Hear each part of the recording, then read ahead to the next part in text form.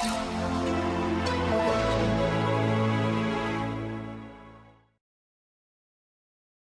Morning to all of you. तो इस week में आज की क्लास को लेकर के कॉन्टिन्यूअस 4 क्लासेस हैं, है ना। और काफ़ी कुछ कवर हो भी जाएगा हमारी इस 4 क्लास में, ठीक है। हम लोग एक बार रिकॉल करते हैं पिछली क्लास में हम लोगों ने क्या क्या किया था, ठीक है। तो टॉपिक तो हमारा है ही वैदिक काल, इसमें कोई शक नहीं है ना। और वैदिक काल में जो हम लोग चर्चा कर चुके हैं अब तक, एक तो भौगोलिक ज्ञान के ऊपर चर्चा हो गई है कि वेदों से क्या पता चलता है ना। दूसरा, जो आर्थिक जीवन था वो कैसा था ऋग्वैदिक काल में और उत्तर वैदिक काल में, ये भी एक्सप्लेन कर दिया था मैंने आपको, ठीक है। तीसरा, हम लोगों ने राजनीतिक पहलू पे भी चर्चा कर ली थी, है ना। शुरुआती राजनीति कैसी थी 1500 से 1000 BC के बीच में, और उसके बीच में कैसी थी। ये सब जो हम चर्चा कर रहे हैं सब वैदिक साहित्य के आधार पे कर रहे हैं। और साहित्यिक स्रोत की ना अपनी सीमाएं होती हैं। अभी तो मैं आपको सामान्य जानकारी दे रहा हूँ इसके बारे में, कुछ विशिष्ट बातें और बताऊंगा, ठीक है। पहले आप एक पैटर्न पकड़ लीजिए कि क्या क्या है उसमें, है ना। और बहुत विस्तार से हम लोगों ने सामाजिक जीवन पे बात की थी पिछले क्लास में, ठीक है। आपको शायद याद होगा, तो सामाजिक जीवन में हम लोगों ने समाज में विभाजन है, महिलाओं की दशा, परिवार, खान पान, मनोरंजन, इन सभी पहलुओं पे हम लोगों ने बात की थी। उत्तर वैदिक काल में स्पेशली हमने वर्ण व्यवस्था की बात की थी। थोड़ा रुक के आपको समझाया भी था वर्ण का मतलब, जाति का मतलब, है ना। ठीक है, क्या अंतर है, सैद्धांतिक पहलू क्या है, उसके व्यवहारिक पहलू क्या है। आपको याद होगा वर्ण के बारे में माना गया है कर्म, कार्यों पे आधारित है वो। शाब्दिक अर्थ होता है उसका व्यवसाय का चयन, कोई किसी व्यवसाय को अपना सकता है। खान पान पे प्रतिबंध नहीं होता है, ठीक है। विवाह पे प्रतिबंध नहीं होता है, ऐसा कुछ भी नहीं था। लेकिन उत्तर वैदिक काल में ही वर्ण के आधार पे भेदभाव भी दिखने लगते हैं, यानी वर्ण कहीं ना कहीं जाति का रूप ले रही है, ठीक है। और जिसमें सारी विशेषताएं आपको दिख जाएंगे। इसी पे बेस है डॉक्टर अंबेडकर जी और गांधी जी, महात्मा गांधी जी के बीच जो वर्ण और जाति को लेकर मतभेद था। गांधी जी वर्ण व्यवस्था के आदर्श पहलू की बात करते थे। गांधी जी का कहना था कि भाई वर्ण व्यवस्था यदि शास्त्रों में है या चला आ रहा है हजारों साल से, तो इसलिए नहीं कि उसमें भेदभाव था, लोगों के मन में या लोगों ने ऐसा कर दिया, गांधी जी कहते थे। इसको शुद्ध रूप में यदि लागू होता तो कोई बुराई नहीं। गांधी जी कहते थे मान लो पेशे से कोई चिकित्सक है, वैद्य है, तो उसका जो बेटा होगा बहुत स्वाभाविक तौर पे वैद्य के बहुत सारे गुणों को जानेगा। तो उससे क्या होगा कि वो ज्ञान जो है पीढ़ी दर पीढ़ी आगे पास हो जाएगी। ऐसा होता भी है आज समाज में। लेकिन बंधन नहीं कि उसका बेटा वैद्य ही हो। जाति व्यवस्था में क्या कि बंधन हो जाता है कि नहीं, वैद्य है तो वैद्य ही होगा वो। तो गांधी जी कहते थे बंधन वाली बात नहीं है, वर्ण ऐसा था। ये डिफरेंसेस हमने बताए थे। फिर बेसिक बेसिक बातों को बताने के बाद कुछ और इंटरेस्टिंग पहलू हमने बताया था। आश्रम व्यवस्था के बारे में बताया था। 4 आश्रम होते हैं, 4 पुरुषार्थ होते हैं, वो आश्रम का लक्ष्य जुड़ा हुआ उससे। गोत्र की मैंने बात की थी आपसे, संस्कारों की मैंने बात की थी आपसे। आप ये समझ लो कि आश्रम को आप टॉप पे रख लेना कभी भी, आप जब इसको समझना और लिंक करना हो, है ना। इसको आप टॉप पे रख लीजिएगा। और उसी में ब्रह्मचर्य, है ना, गृहस्थ, वानप्रस्थ और सन्यास, ठीक है। 4 आश्रम की बात हो गई। तो आप देखोगे इन चारों आश्रम में जीवन कैसे जीना है उसके बारे में बताया गया है। इसी आश्रम से पुरुषार्थ का संबंध है, ठीक है। जैसे हमने बताया था धर्म का संबंध चारों से है, बट धर्म का ज्ञान ब्रह्मचर्य में ज्यादा दिया जाता है, ठीक है। अर्थ और काम गृहस्थ पे बहुत ज्यादा बल है, वानप्रस्थ और सन्यास में मोक्ष पर बहुत ज्यादा बल है। यानी जीवन की यात्रा 100 साल की कैसे होगी, तो इस तरह से 25 वर्ष 50 वर्ष। आप समझ लो प्राचीन भारतीय ऋषियों विद्वानों की कल्पना है, या हम कह सकते हैं जो जीवन का अनुभव है, जीवन को अनुशासित करने का प्रयास है। कमोबेश जीवन हम ऐसे ही जीते हैं आज भी। हमने कहा ना कि जैसे आज जो मैं हूं या हम आप हैं, जिस तरह से हमारी सामाजिक जीवन है या दिनचर्या हमारी होती है, या जन्म लेने से मृत्यु तक के जो पूरी गतिविधियां होती हैं, सबको यदि समझने की कोशिश करेंगे ना कि ऐसा क्यों, भाई बच्चा जन्म ले रहा है उसके बाद 6 दिनों के बाद एक उत्सव मनाया जा रहा है, तो ऐसा क्यों? नामकरण की बात आ रही है तो ऐसा क्यों? पहली बार बच्चे को भोजन खिलाया जा रहा है तो ऐसा क्यों? घर से बाहर बच्चे को निकाला जा रहा है तो ऐसा क्यों? इसके पीछे कौन से संस्कार काम कर रहे हैं ना? तो आप जब प्रश्नों को अपने जीवन से प्रश्न करना शुरू करेंगे ना हम, तो वो हजारों साल पहले हमें वैदिक काल, हड़प्पा काल, बुद्ध काल, जहां से हमें विकास यात्रा की जानकारी मिलती, क्या पता ये और पुरानी हो। हम बेशक 21वीं सदी में हैं, ठीक है, लेकिन आप करीब से देखोगे ना, इसलिए कहा जाता है कि अपने आप को, अपनी गतिविधियों को, परिवार को, मोहल्ले को, समाज को यदि ठीक से हम ऑब्जर्व करें और प्रश्न करें तो हमें पता ही नहीं चलेगा कि हजारों साल पीछे हम कब पहुंच जाएंगे हम। तो बहुत इंपॉर्टेंट है जब भी विरासत की बात होगी। और आपको याद होगा हमने संस्कार की बात की थी, संस्कार का संबंध भी कहीं ना कहीं लोगों से ही तो है। आश्रम का मतलब क्या? लोगों को कैसे जीना है। पुरुषार्थ का मतलब क्या? लोगों का उद्देश्य क्या होना चाहिए। संस्कार का मतलब क्या? जो हम जी रहे हैं उसमें कुछ थोड़े उसके भौतिक पहलू हैं, कुछ आध्यात्मिक पहलू हैं, कुछ लौकिक पहलू हैं, है ना। कुछ संस्कारों का हमने जिक्र कर दिया था। और गोत्र कोई बहुत वैसे लिखा दिया था हमने आपको, गोत्र का संबंध तो एक तरह से वैवाहिक गतिविधियों से ज्यादा है, पूजा पाठ से ज्यादा है ना। तो गोत्र का संबंध भी कहीं ना कहीं आश्रम से ही है, ठीक है। गोत्र का संबंध भी, और ज्यादातर उसकी जो जरूरत पड़ती है वैवाहिक संबंधों में पड़ती है ना। संस्कार में विवाह के जो तौर तरीके प्रचलित हैं, सारे तरीके आज भी प्रचलित हैं समाज में। दाह संस्कार के जो तरीके प्रचलित हैं आज भी प्रचलित हैं। बच्चों के जन्म का जो उत्सव होता है, पहली बार भोजन, बदले हुए रूप में आज भी प्रचलित हैं ये सारी चीजें। लास्ट का ये जो पॉइंट था बहुत इंपॉर्टेंट था, जो मैंने आपको एक्सप्लेन किया था आखिरी के आधे 1 घंटे में। सोसाइटी में लास्ट हम यही बात कर रहे थे आपसे हम, ठीक है। तो ध्यान रहेगा सभी को ना, आप ऐसे टेबल बना करके भी इसको देख सकते हैं, और इससे रिलेटेड इंफॉर्मेशन और देखना हो, जैसे टोटल संस्कार कितने हैं, ये सब अपने स्टडी मटेरियल में भी दिए गए हैं। किसी बुकलेट में देखिएगा, बुकलेट नंबर मुझे भी ध्यान नहीं है ना, बट जरूरत नहीं पड़ेगी, आप मेरे साथ साथ बस कमांड करते चलिए आप लोग, है ना। आइए हम लोग अब बात करते हैं थोड़ा धर्म और साहित्य पे, है ना। धर्म की चर्चा कर ले और फिर साहित्य की चर्चा कर ले, ठीक है। धर्म का परिचय तो वैसे मैं दे ही चुका हूं आपको कि 2 तरह से लेते हैं हम।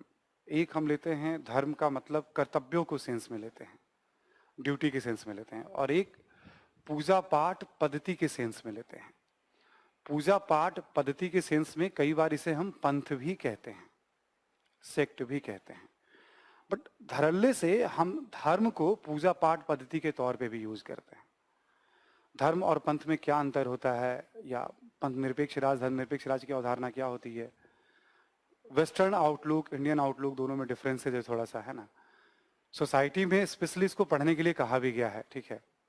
आप सोसाइटी वाले सिलेबस में देखिएगा, या पॉलिटी में भी इसका बहुत, जब बेसिक स्ट्रक्चर की बात करेंगे उसमें भी आ जाएगा, ठीक है आपका, है ना।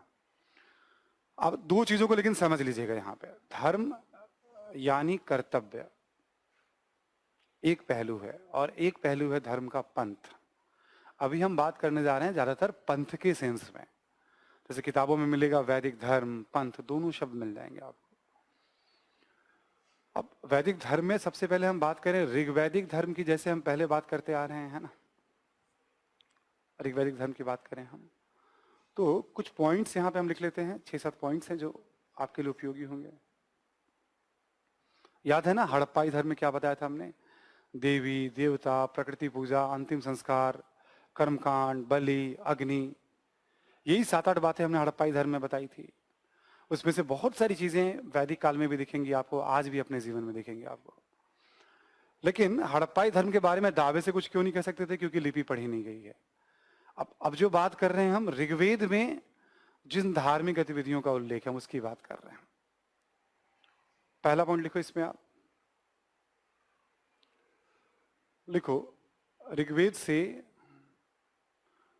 हमें विभिन्न देवताओं के आराधना की जानकारी मिलती है। हमें विभिन्न देवताओं के आराधना की जानकारी मिलती है।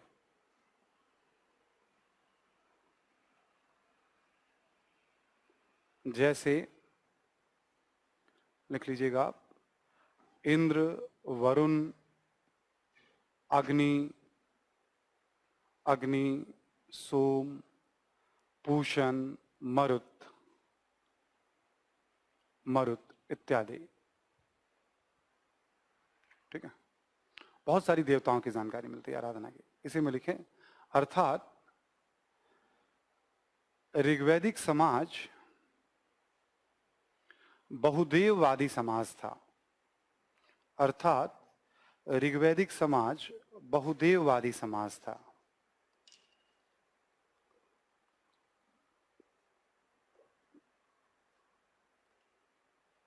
ठीक है, अभी क्या करेंगे, हम नोट करके इन देवताओं के बारे में थोड़ा थोड़ा परिचय लिख लेंगे हम। ऑब्जेक्टिव में कभी आपको हेल्प करेगा ये। ठीक है, जैसे इंद्र के बारे में लिखो।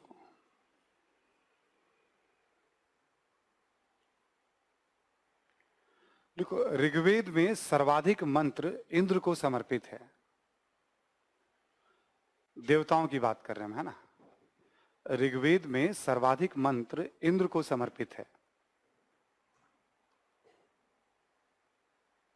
सर्वाधिक मंत्र इंद्र को समर्पित है। अगला पॉइंट लिखो, इंद्र को पुरंदर अर्थात किलों को तोड़ने वाला, किला यानी फोर्ट, दुर्ग, है ना। इंद्र को पुरंदर अर्थात किलों को तोड़ने वाला,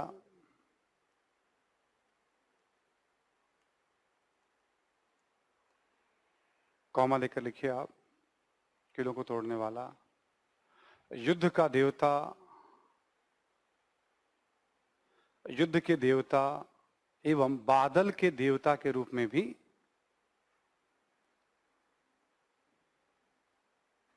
चित्रित किया गया है। युद्ध के देवता एवं बादल के देवता के रूप में भी चित्रित किया गया है।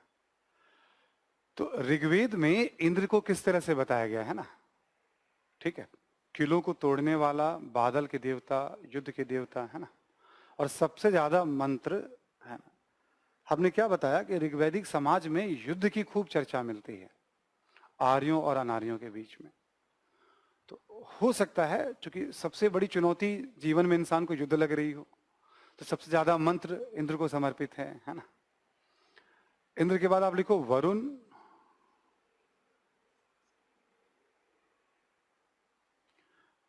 जल के देवता, समुद्र के देवता हैं ये, जल के देवता हैं, जल देवता ही लिखिएगा इनको, है ना। वरुण जो हैं जल के देवता तथा नैतिक नियमों के रक्षक, तथा नैतिक नियमों के रक्षक, ब्रैकेट में लिख लीजिएगा ऋत।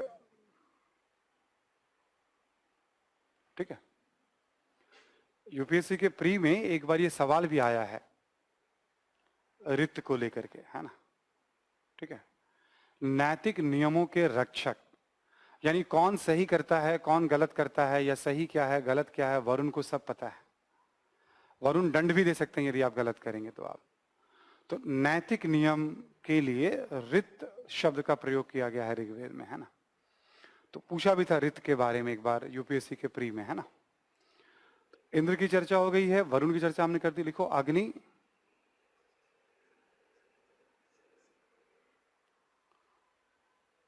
अग्नि के बारे में एक पॉइंट लिख लो। इंद्र के बाद सर्वाधिक मंत्र अग्निदेव के ऊपर, इंद्र के पश्चात सर्वाधिक मंत्र अग्निदेव के ऊपर। ठीक है, मतलब 250 इंद्र पे हैं तो 200 अग्नि पे हैं, है ना। ऐसे करके मंत्रों का उल्लेख किया गया है। चर्चा है, सॉरी, 250 और 200। अग्नि हो गया आपका। सोम लिखो आप, सोम, सोम के बारे में लिखो आप वनस्पतियों के देवता, वनस्पतियों के देवता।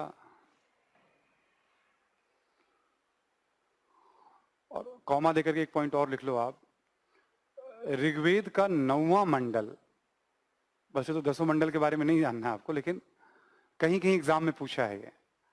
ऋग्वेद का 9वां मंडल सोम को समर्पित है।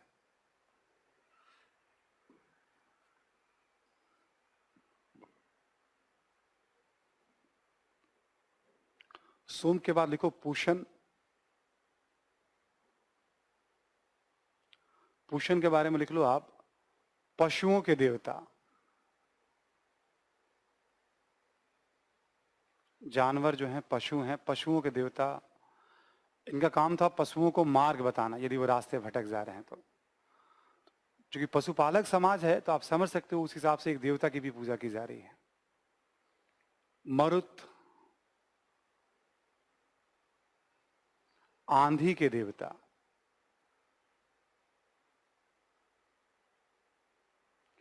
सभी देवता के गुणों को देखोगे आप तो एक बात समझ में आ जाएगी। प्रकृति की जो अलग अलग घटनाएं हैं, चुनौतियां हैं, आपदाएं हैं, या आश्चर्य कह लो इंसान के लिए, समझ नहीं पा रहा उस पहेली को, है ना, ठीक है, या समझ रहा है इंसान कि प्रकृति पे कुछ नहीं कर सकते तो प्रार्थना करके प्रकृति से जुड़ने की कोशिश कर रहा है, कृपा की कोशिश कर रहा है ना। यानी बहुदेववादी होते हुए भी ये पूरी तरह से प्रकृति पूजक समाज है ये, ठीक है।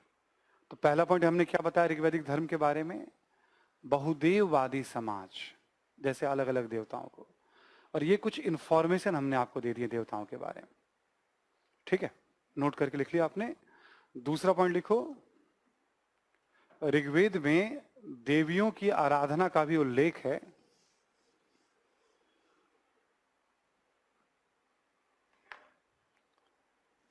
देवियों की आराधना का भी उल्लेख है, जैसे उषा, अदिति इत्यादि। उषा, अदिति इत्यादि, इसी में लिखोगे आप। देवताओं की तुलना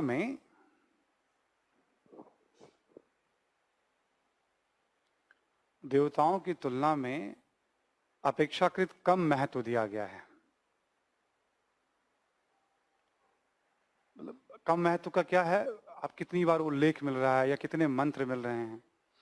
सोसाइटी में भी हमने बताया था कि एक आश्चर्य की बात है कि पुत्री के जन्म के लिए कोई मंत्र नहीं है, लेकिन लड़के के जन्म के लिए मंत्र है ना, उस समाज में भी जो जिसको समतावादी माना जाता है ना। पशुओं की रक्षा के लिए, गाय की रक्षा के लिए मंत्र है ना।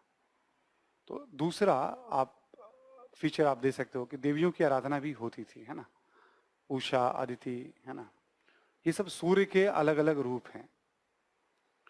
तीसरा पॉइंट लिखो आप, पॉइंट नंबर 3 लिखो, देवताओं के गुणों से स्पष्ट है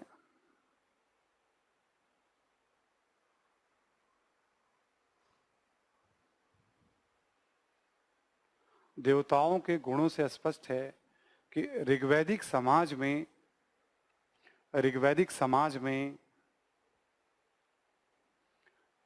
प्रकृति पूजा का महत्व था। ऋग्वैदिक समाज में प्रकृति पूजा का महत्व था, ठीक है। देवताओं के गुणों से स्पष्ट है कि ऋग्वैदिक समाज में प्रकृति पूजा का महत्व था, ठीक है। नोट कर लिया सभी लोगों ने? आप इसमें एग्जाम्पल दे सकते हो, जैसे वरुण का एग्जाम्पल दे दिया, सोम का एग्जाम्पल, कोई भी एग्जाम्पल आप दे दीजिएगा जैसे, और जो देवताओं का परिचय दिया ना इसमें से एग्जाम्पल ले लीजिएगा आप, ठीक है। अगला पॉइंट लिखो आप, देवताओं के आराधना के कई तरीके प्रचलित थे।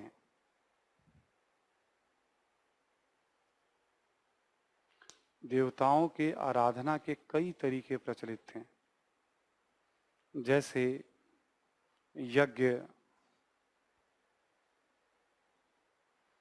मंत्रोच्चारण, है ना, मंत्रोच्चारण, कौमा, सामूहिक प्रार्थना,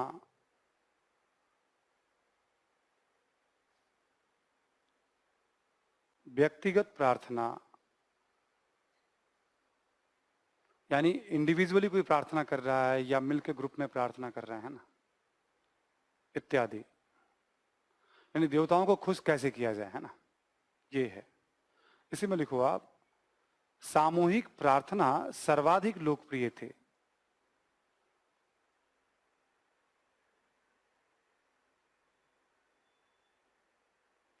सामूहिक प्रार्थना सर्वाधिक लोकप्रिय थे।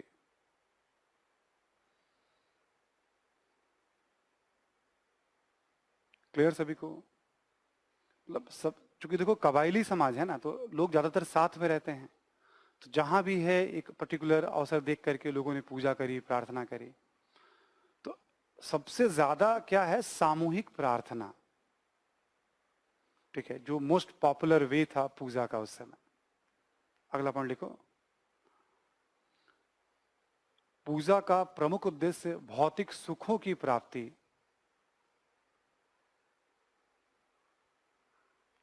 पूजा का प्रमुख उद्देश्य भौतिक सुखों की प्राप्ति।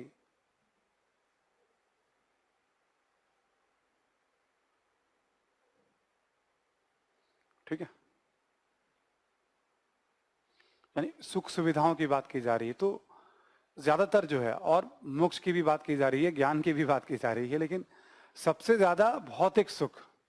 आज भी जो हम लोग किसी भी ईश्वर को मानते हैं, यदि आस्तिक हैं, तो अपनी जरूरतों के लिए ही प्रार्थना करते हैं, वहां जाते हैं तो हम लोग, चाहे कोई भी पूजा स्थल हो किसी भी धर्म का। ठीक है, नेक्स्ट लिखो आप, पूजा कराने वाले वर्ग के रूप में पुरोहितों का उल्लेख। पूजा कराने वाले वर्ग के रूप में पुरोहितों का उल्लेख। बहुत सारे मंत्र है ना, तरह तरह की विधियां हैं, ठीक है, तो बहुत सारे पुरोहित हुआ करते थे ऋग्वेद में, और 16 प्रकार के पुरोहितों में एक ब्राह्मण होता था। आगे चल करके ब्राह्मण ही सबसे महत्वपूर्ण पुरोहित हो गया, फिर वो वर्ण हो जाएगा, फिर एक ब्राह्मण वर्ण के भीतर न जाने कितनी जातियां हैं, है ना, ऐसे करके एक इवोल्यूशन दिखाई पड़ेगा आपको। ठीक है, इसका अब जैसे अलग अलग वेदों के ना उच्चारण के लिए अलग अलग स्पेशलिस्ट होते थे। जैसे एक होत्री नामक पुरोहित हुआ करता था, है ना, वो ऋग्वैदिक मंत्रों के उच्चारण का स्पेशलिस्ट हुआ करता था। इसकी जरूरत नहीं पड़ेगी आपको आईएएस के लिए, ऐसे ही बता रहा हूं मैं आपको। अब देखो, हड़प्पा में पूजा कराने वाला कोई वर्ग है हमें पता नहीं, पूजा का उद्देश्य क्या होगा हमें पता नहीं, अनुमान लगाते हैं यहाँ, बट क्लैरिटी है ऋग्वेद में ना, साहित्य में उन चीजों को मेंशन कर दिया गया है। नेक्स्ट लिखो आप, नेक्स्ट एक्टिविटीज पे आइए आप, लिखें, पूजा स्थल एवं मूर्ति पूजा के प्रमाण नहीं।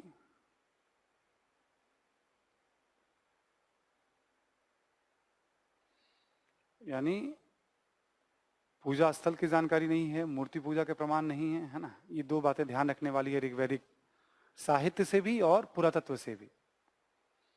नेक्स्ट लिखो आप, अंतिम संस्कार के रूप में दाह संस्कार का महत्व और या दाह संस्कार का महत्व कर दीजिएगा। इस पे ऑलरेडी चर्चा कर चुके हैं, इसलिए ज्यादा कुछ बात करने की जरूरत नहीं।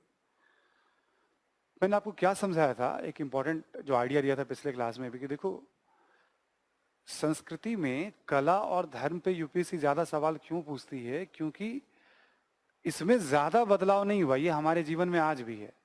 आप ऐसे सोचो एक बार, ऋग्वैदिक धर्म कहाँ है? जब हम वैदिक धर्म की बात करते हैं एक तरह से, तो ब्राह्मण धर्म या हिंदू धर्म की बात कर रहे हैं हम, है ना, या हिंदू में जो विभिन्न पंथ हैं उसकी बात कर रहे हैं। आप नीचे से पॉइंट शुरू करो, दाह संस्कार आज प्रचलित है या नहीं, है ना। और कोरोना के महामारी के दौरान कई बार जिन संप्रदायों में दाह संस्कार नहीं होता था, उनमें भी दाह संस्कार के प्रमाण मिलने लगे हैं, तो कहीं इन्फेक्शन न पड़ जाए। इसको धार्मिक तौर पे मत देखिएगा, इसको वैज्ञानिक तौर पे देखिएगा, लेकिन मैं एग्जाम्पल देके बता रहा हूँ। यानी इसका एक साइंटिफिक महत्व भी है दाह संस्कार का। ठीक है, इसको धार्मिक तौर पे केवल मत देखिएगा आप कि नहीं ये धर्म श्रेष्ठ है और ये धर्म नहीं, ऐसा कोई मकसद नहीं है मुझे ये बात बताने का। ठीक है, जैसे पारसी संप्रदाय में भी चर्चा आई थी कि भाई यदि ऐसे केसेस हैं तो भाई शव का अंतिम संस्कार, दाह संस्कार कर दिया जाना चाहिए, है ना। कुछ ऐसी चर्चा ईरान में भी हुई थी। ईरान वाले तो पक्के प्रमाण नहीं है हमारे पास अभी, बट हुआ था कि कुछ शवों को जलाया गया था वहां पे भी, है ना। खैर, तो ये जानकारी आपको हमने दी अभी, आपको ठीक है कि आप थोड़ा उससे पहले आप आ जाइए। चलो पूजा स्थल और ये सब क्लियर नहीं है, ठीक है, ये सब बाद में चीजें ऐड हो जाएंगे। पूजा कराने वाला वर्ग जो तब था वो आज भी है, पूजा का उद्देश्य जो था वो आज भी है, पूजा के जो तरीके प्रचलित थे वो आज भी हैं, और जिन देवताओं और देवियों की बात हो रही है महत्व के हिसाब से देखा जाए तो कहीं ना कहीं आज भी ये समाज में है। और आज भी हमारा जो समाज है वो प्रकृति पूजक है। तो पता चला ऋग्वैदिक धर्म थोड़े बहुत चेंजेस हैं इसमें और नई बातें, अदरवाइज ये सब के सब चीजें आज भी मौजूद। समझ में आ रही है बात आप सभी को? तो यूपीएससी में ज्यादातर प्रश्न जो है ना इसी तरह के हैं। कल्चर में अतीत की चीजों को आज से कनेक्ट करने की कोशिश की गई है क्वेश्चंस में। धीरे धीरे आप देखिएगा जब आपका ये एंशिएंट मेडिवल हिस्ट्री और साथ साथ कल्चर वाली क्लासेस में एंड करूंगा तो 14-15 सवालों में ज्यादातर सवाल में यही अपेक्षा है। हड़प्पा के सवाल भी मैंने आपको डिस्कस कराए थे, आप देखिए, आपको ध्यान होगा तो क्या था, उस दौर की चीजें आज कैसे हैं, क्यों हैं।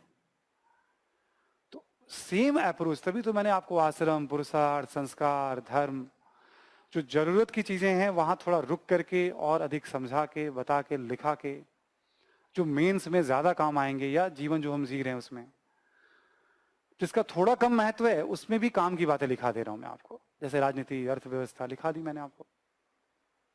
क्लियर सभी को? तो ऋग्वैदिक धर्म की कुछ कुछ प्रमुख प्रमुख बातें होगी। अब आ जाइए आप उत्तर वैदिक कालीन धर्म। उत्तर वैदिक कालीन धर्म है ना, ठीक है।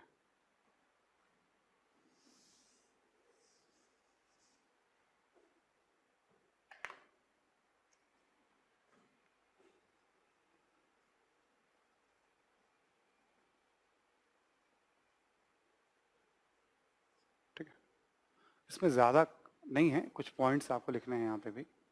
पहला लिखे आप, देखिए उत्तर वैदिक साहित्य में, उत्तर वैदिक साहित्य में इंद्र, वरुण इत्यादि देवताओं की तुलना में, इंद्र, वरुण इत्यादि देवताओं की तुलना में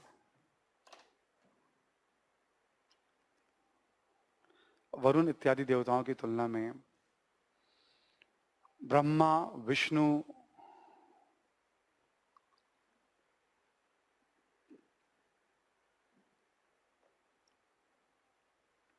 ब्रह्मा, विष्णु, रुद्र इत्यादि देवताओं, रुद्र इत्यादि देवताओं के महत्व, देवताओं को महत्व दिया गया है।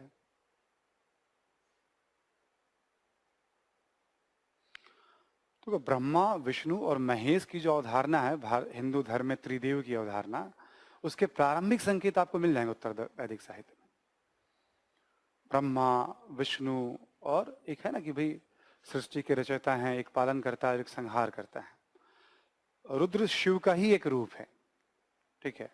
तो इन तीनों का उल्लेख आपको मिलेगा इंद्र की तुलना में, वरुण की तुलना में, इन सब की तुलना में ज्यादा मिलेगा आपको। ब्रैकेट में लिख लीजिए, अभी भी बहुदेववादी समाज,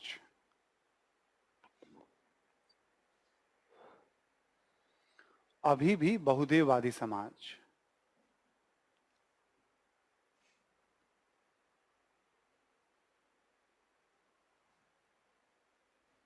ठीक है। अगला पॉइंट लिखो, हालांकि अग्नि, बृहस्पति, बृहस्पति जो है एक तरह से शिक्षा के गुरु माने गए हैं, है ना, और देवताओं के भी गुरु माने गए हैं बृहस्पति जो हैं वैदिक साहित्य में। अग्नि, बृहस्पति, अग्नि, बृहस्पति इत्यादि देवताओं का महत्व इस काल में भी बना रहा।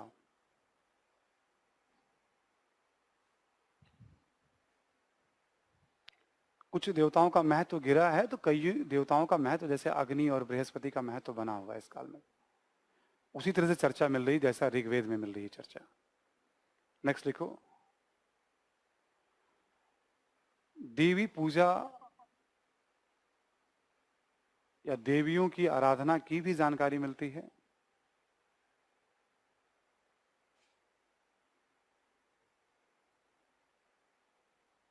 ब्रैकेट में लिख लो, पूर्ववर्ती काल की तरह, पहले के काल की तरह,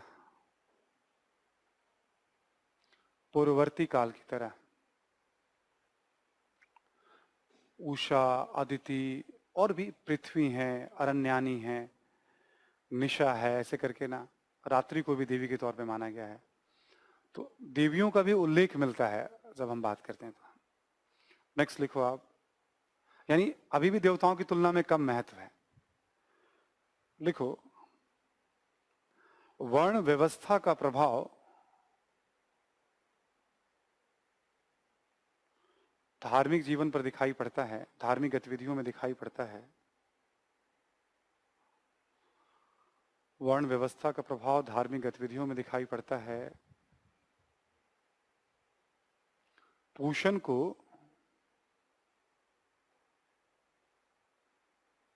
पूषण का उल्लेख, पूषण जो हमने बताया था है ना, शूद्र वर्ण के देवता के रूप में किया गया है।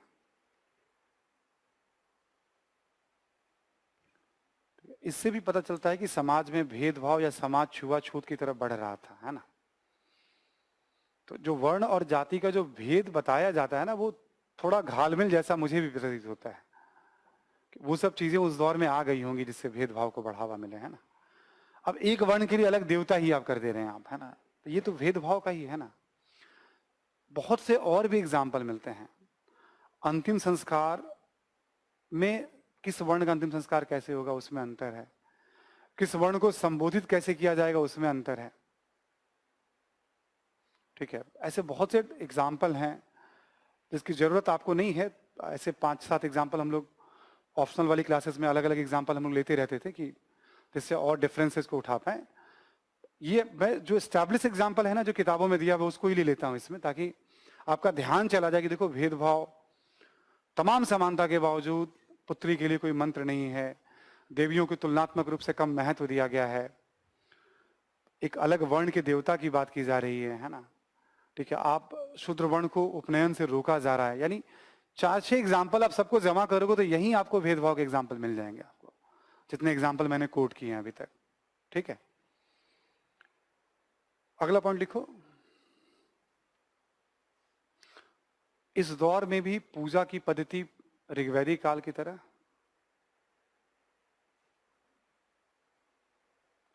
ऋग्वैदिक काल की तरह, लेकिन यज्ञ एवं कर्मकांड अधिक लोकप्रिय,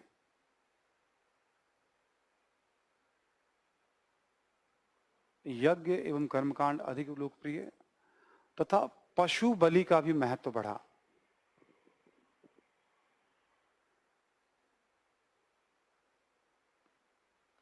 देखो, इसकी व्यवहारिक व्याख्या ये की जाती है कि इतने ज्यादा पूजा पाठ हो जाएंगे, रिचुअल्स हो जाएंगे, नियम हो जाएंगे, आबादी बढ़ने लगी ना, तो भाई सब में कुछ ना कुछ दान दक्षिणा मिलेगा।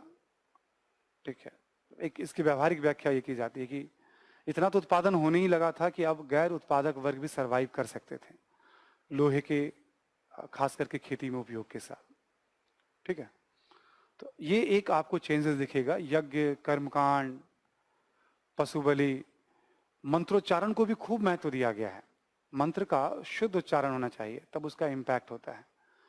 हालांकि कई सारे मंत्रों पे वैज्ञानिक शोध वगैरह भी हुए हैं, मंत्रों के इम्पैक्ट पे। जैसे मान लो ओम शब्द पे भी बहुत सारा अनुसंधान हुआ है कि ओम का उच्चारण कैसे करना चाहिए, शरीर के किन किन उस पे कई चीजें भाषा विज्ञान या विज्ञान के दृष्टिकोण से, मेडिकल पॉइंट ऑफ व्यू से भी ऐसा बताते हैं लोग। मेरा खुद का तो अनुभव नहीं है कि वो साइंटिफिक है। हम कहते हैं ना कि अतीत को एकदम से खारिज नहीं कर सकते हैं, ठीक है ना, हर मामलों में, है ना, उसका इम्पैक्ट है। तो हमने बताया पूजा पाठ की विधि। अगला पॉइंट लिखो, पूजा का उद्देश्य अभी भी भौतिक सुखों की प्राप्ति,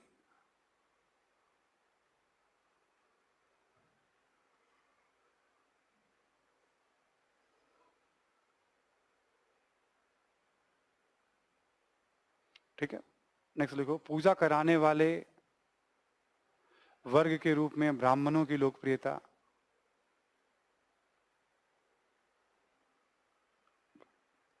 ब्राह्मणों की लोकप्रियता।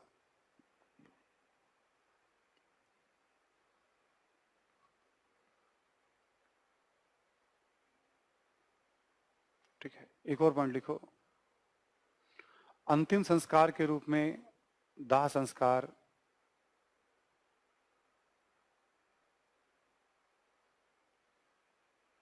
दाह संस्कार। एक और लिखो, मूर्ति पूजा, पूजा स्थल, पूजा स्थल कहने का मतलब मंदिर की जो बात करते हैं हम, इत्यादि के प्रमाण नहीं। यानी वैदिक साहित्य में इन सबका उल्लेख नहीं है, उत्तर वैदिक साहित्य में भी। ठीक है।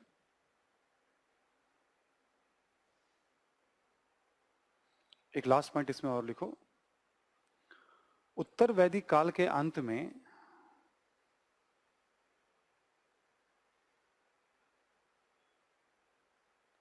उपनिषदों के माध्यम से, उपनिषदों के माध्यम से कर्मकांडों के विरुद्ध एक प्रतिक्रिया दिखाई पड़ती है। उपनिषदों के माध्यम से कर्मकांडों के विरुद्ध एक प्रतिक्रिया दिखाई पड़ती है।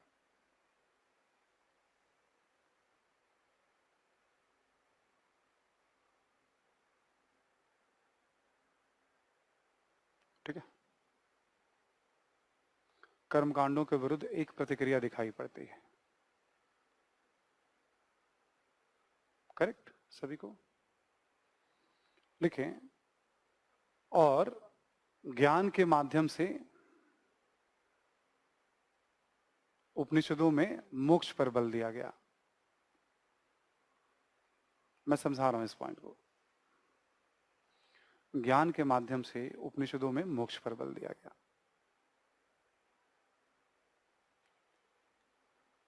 जैसे आपने क्या बताया, 4 आश्रम में एक मोक्ष बड़ा इंपॉर्टेंट होता है ना।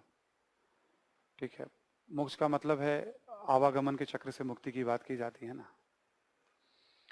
तो मोक्ष को लेकर के उत्तर वैदिक काल में 2 धाराएं आपको दिखेंगी। एक धारा है जो यज्ञ और कर्मकांड जो होते हैं, जो पूजा पाठ की विधि होती है, ठीक है, नियमों पे चलने की बात करता है। और एक धारा है कि नहीं, बस ज्ञान की बात करता है, उसको समझिए आप। ज्ञान की बात करता है, ध्यान की बात करता है ना। तो उत्तर वैदिक काल में ही 2 धाराएं आपको दिखाई पड़नी शुरू हो जाएंगी। बट जो उपनिषद वाली धारा है, ये लास्ट में 700-600 बीसी में इसकी चर्चा होती है। तो चेंजेस तो आ रहे हैं उत्तर वैदिक काल में। अच्छा, अब दोनों को मिला दो तो ये वैदिक कालीन धर्म हो गया। आपसे पूछा जाए वैदिक कालीन धर्म, तो बहुदेववादी धर्म, प्रकृति पूजक धर्म, देवियों का तुलनात्मक रूप से कम महत्व कह सकते हैं हम। पूजा पाठ की ये पद्धति थी, पूजा पाठ का ये उद्देश्य था, अंतिम संस्कार ऐसे होता था, पुरोहित वर्ग होते थे, पूजा स्थल नहीं, मंदिर नहीं, सारी बातें जो बताई मैंने आपको। और एक महत्वपूर्ण धारा वैदिक काल के अंत में उभर के आती है, जो ज्ञान के माध्यम से मोक्ष पर बल देती है। देखिए थोड़ा सा ना, ये जो मोक्ष वगैरह की बात होती है, जैसे शरीर है, ठीक है, तो एक आत्मा है और एक परम आत्मा है, ठीक है, इस तरह की फिलॉसफी है, इस तरह का ज्ञान है ना। ये जो आत्मा है हम सबके शरीर में, ऐसा माना जाता है, वो सब परमात्मा का अंश है। कोई कहता है ये एक ही है, परमात्मा और आत्मा, हम लोग अद्वैत हैं। कोई कहता है कि नहीं द्वैत है, कोई कहता है विशिष्टाद्वैत है। कहने का मतलब है क्या है ना, अलग अलग विद्वानों ने अलग अलग तरीके से बताए हैं। अब मैं तो ऐसा कोई जानकार नहीं हूं, ना मैंने कोई शोध किया इसमें, ना मैंने यात्रा की है, ठीक है। तो आप देखोगे भारत में ना मोक्ष की बहुत सारी धाराएं हैं। शंकराचार्य को मानने वाले अलग हैं, रामानुजाचार्य को मानने वाले अलग हैं, ठीक है, मध्वाचार्य को मानने वाले अलग हैं। एक षड्दर्शन की चर्चा मिलेगी, है ना। सब में अलग अलग धाराओं का उल्लेख किया गया, कैसे मोक्ष मिलेगा। हिंदू धर्म की बात की जाए बौद्ध धर्म में अलग तरीके बताए गए हैं, जैन धर्म में अलग तरीके बताए गए हैं। तो बहुत सी विविधता है कि किस रास्ते पे चल करके आपको, अच्छा बहुत से लोग तो जैसे हिंदू धर्म में तो जितने भी संप्रदाय हैं वो सब आत्मा को मानते हैं, बहुत से लोग आत्मा को मानते ही नहीं है, उनको नास्तिक भी कहा गया है ना, या असनातनी कहा गया, नॉट नास्तिक। इसको सनातन कहा गया, उसको असनातन कहा गया, आगे मैं थोड़ा बता दूंगा अभी आपको मैं। तो ज्ञान के माध्यम से मोक्ष, भक्ति के माध्यम से मोक्ष, कर्मकांड के माध्यम से मोक्ष, ये तीन महत्वपूर्ण धाराएं हैं हिंदू धर्म में। कर्मकांड मार्गी, भक्ति मार्गी और ज्ञान मार्गी। भक्ति में मतलब पूरा अपने आप को एक तरह से ईश्वर के साथ भाव विभोर होकर के जोड़ देना। जिस भी आप ईश्वर की आराधना करते हैं या जिस भी शक्ति की आप आराधना करते हैं उनके साथ एकाकार कर लेना, संगीत के माध्यम से, नृत्य के माध्यम से, गीत के माध्यम से, भाव के माध्यम से। ठीक है, वैसे तो भक्ति का रोल तीनों मार्ग में हो जाएगा। ठीक है, तो वैदिक धर्म की बहुत सी बातें अपने जीवन में आज भी दिख जाएंगी आपको। एक शब्द थोड़ा मैंने पहले भी क्लियर किया था, अभी भी क्लियर कर दूं। सनातन धर्म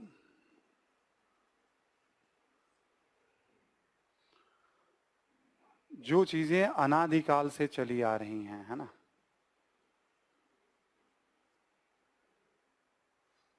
जैसे मान लो शिव, देवी, ऐसे बहुत से देवताओं की पूजा के बारे में हड़प्पा से जानकारी मिलती है।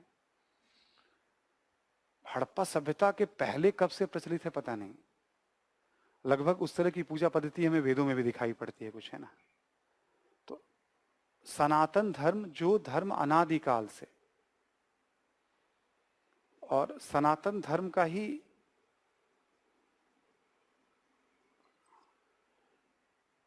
जो लिखित प्रमाण मिलता है वो वैदिक धर्म है। वैदिक धर्म को भी सनातन धर्म से ही जोड़ के देखा जाता है, यानी जो वेदों में धर्म की बात हमने की, यही ब्राह्मण धर्म के रूप में भी जाना जाता है। वैदिक धर्म को ही ब्राह्मण धर्म के रूप में भी जानते हैं, क्योंकि पूरा ये जो पूजा पाठ की पद्धति है, मंत्रोच्चारण है, सारी चीजों में ब्राह्मणों की बड़ी भूमिका थी। और इसी को हिंदू धर्म भी कहा गया है कि सबसे पहले ईरान के लोगों ने सिंधु को हिंदू कहा था 6वीं सदी ईसा पूर्व में।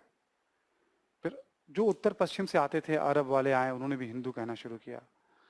तो जितने भी यहाँ पे पूजा पाठ की पद्धति प्रचलित थी ना, सबको हिंदू कहा गया है, किसी एक पद्धति को नहीं। सिंधु से ये नाम हिंदू निकला है ना। तो ये आप समझ लो बस एक ही है, ये सनातन ही वैदिक है, वैदिक ही ब्राह्मण है, ब्राह्मण ही हिंदू है। ये सारे शब्द प्रचलित हैं। नॉर्मली क्या होता है, जैसे इस्लाम की बात करें तो थोड़ा बहुत उसमें भी संप्रदाय उपसंप्रदाय हैं, बट ज्यादा अंतर नहीं मिलेगा आपको। बट हिंदू धर्म में बहुत सारे संप्रदाय और उपसंप्रदाय हैं। उसको आप बहुत सारे पंथ कह सकते हो, उपपंथ कह सकते हो। ठीक है, हिंदू धर्म के भीतर साकार वाले अलग हैं, निराकार वाले अलग हैं, सगुण अलग हैं, निर्गुण अलग हैं। ठीक है, और ज्यादातर जितनी भी शाखाएं हैं ना हिंदू धर्म की, सब कुछ ना कुछ वेदों से ही लेके चलता है अपने आप को आगे। ठीक है, तो एक पूरी दुनिया ही है धर्म की दुनिया। ठीक है, तो थोड़ा ये शब्द भी आपको समझ में होनी चाहिए, है ना। और जो भी बातें हमने वैदिक धर्म में आपको बताई, इसमें कुछ नई नई बातें भी जुड़ जाएंगी गुप्त काल में, गुप्तोत्तर काल में। जैसे मूर्ति पूजा आ जाएगा, मंदिरों में पूजा आ जाएगा, त्रिदेव लोकप्रिय हो जाएगा, भक्ति लोकप्रिय हो जाएगी, है ना। कुछ उपसंप्रदाय आ जाएंगे, गणेश वगैरह की पूजा, ये सब कुछ कुछ नई चीजें। देवी पूजा को पूर्व मध्य काल में बहुत ज्यादा महत्व मिलेगा। तो हम लोग एक बार और धर्म की चर्चा करेंगे गुप्त काल में आकर के, वहां मंदिर वगैरह की भी बात होगी आपसे। ठीक है, तो वैदिक कालीन धर्म पे आपसे हमने बात कर ली। अब थोड़ी सी जानकारी आप शीर्षक दे दीजिए और लिखिए वैदिक साहित्य, है ना। थोड़ा मैं आपको वैदिक साहित्य के बारे में बता दूं।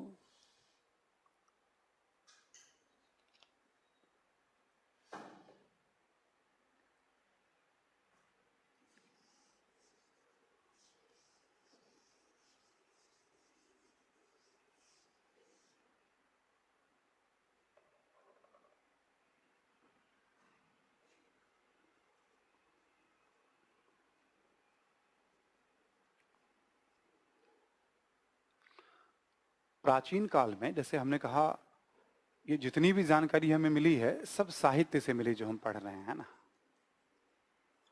तो प्राचीन काल के जब हम साहित्य को पढ़ेंगे ना अभी हम, तो उसके दो वर्गीकरण आपको दिखेंगे, है ना।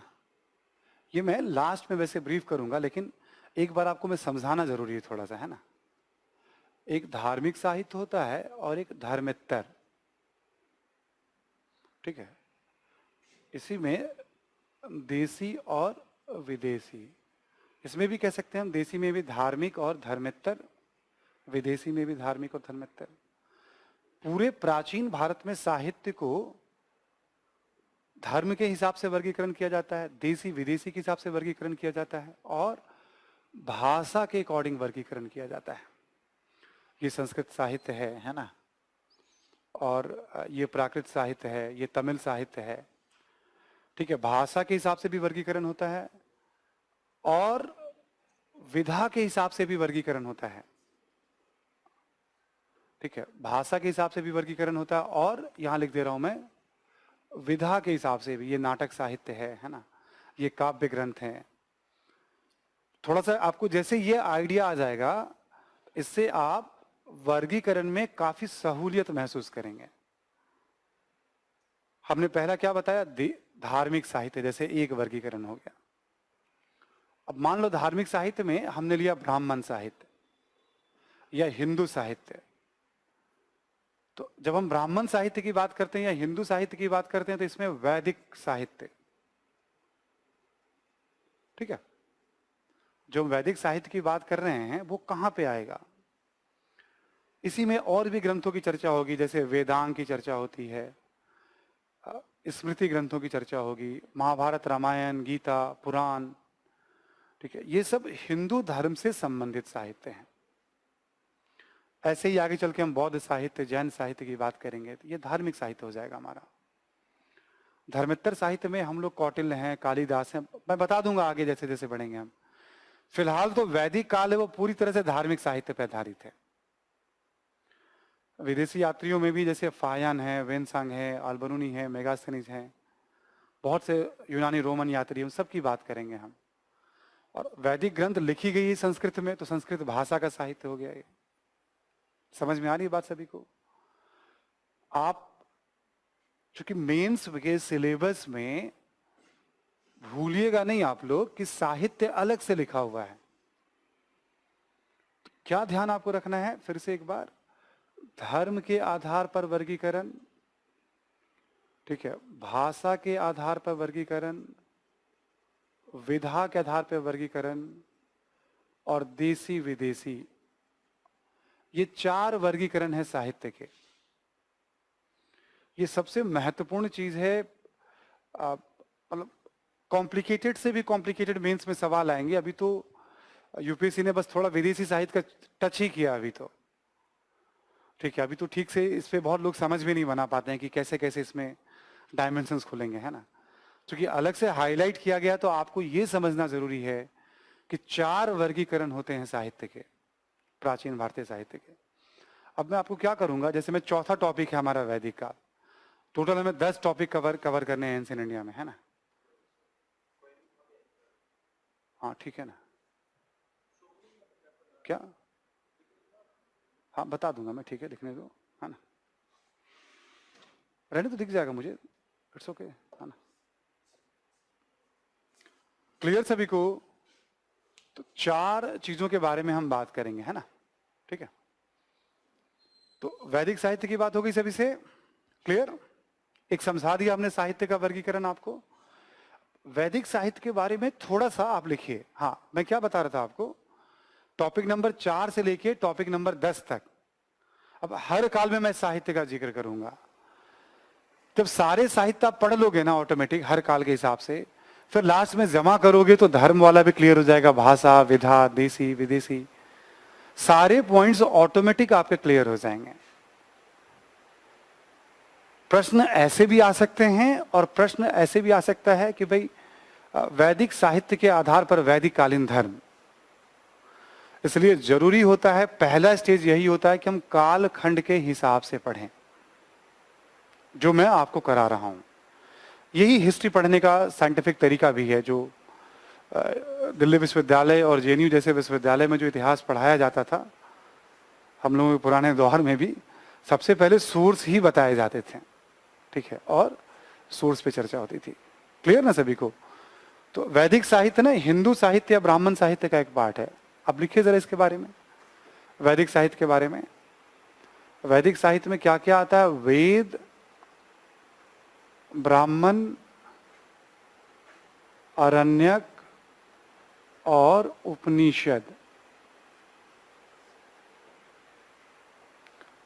वैदिक साहित्य में क्या क्या आता है? वेद, ब्राह्मण, आरण्यक और उपनिषद, ठीक है। इन चारों को आप, ठीक है, क्लियर सभी को?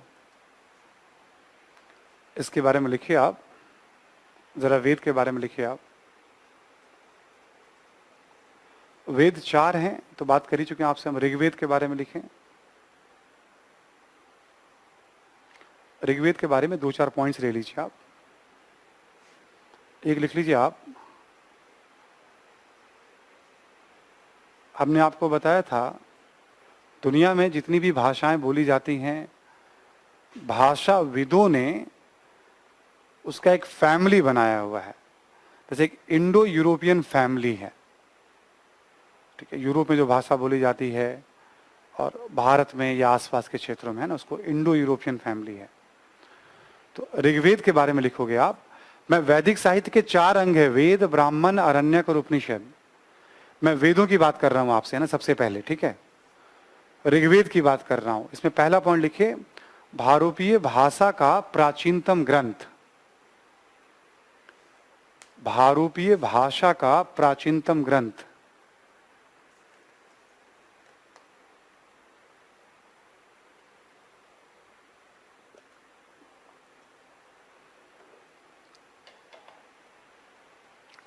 फिर लिखो दूसरा पॉइंट एक और,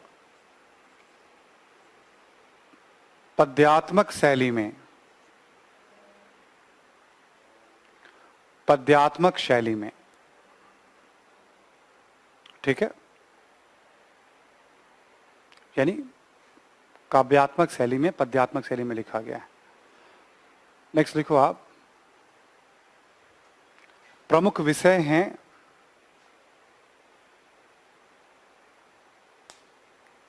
प्रमुख विषय हैं विभिन्न देवताओं से संबंधित मंत्र।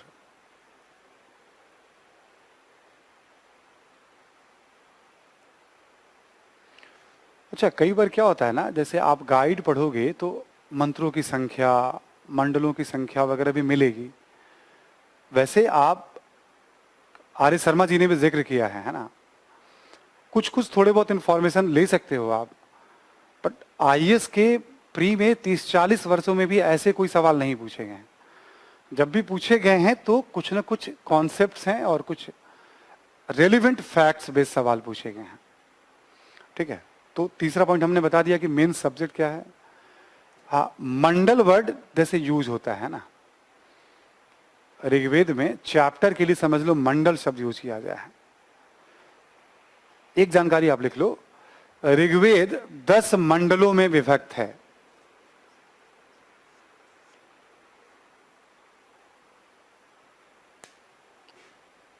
दस मंडलों में विभक्त है। मंडल यानी चैप्टर, जिसमें दूसरे से लेकर 7वां, जिसमें 2 से लेकर 7, 2 से लेकर 7 मंडल प्राचीनतम है। मैं भी समझा रहा हूं, इसी में क्षेपक शब्द का मतलब ही बता रहा हूं आपको मैं। प्राचीनतम है, ठीक है, प्राचीनतम है। और एक और इंफॉर्मेशन लिख लो, तीसरे मंडल में गायत्री मंत्र है। तीसरे मंडल में गायत्री मंत्र है।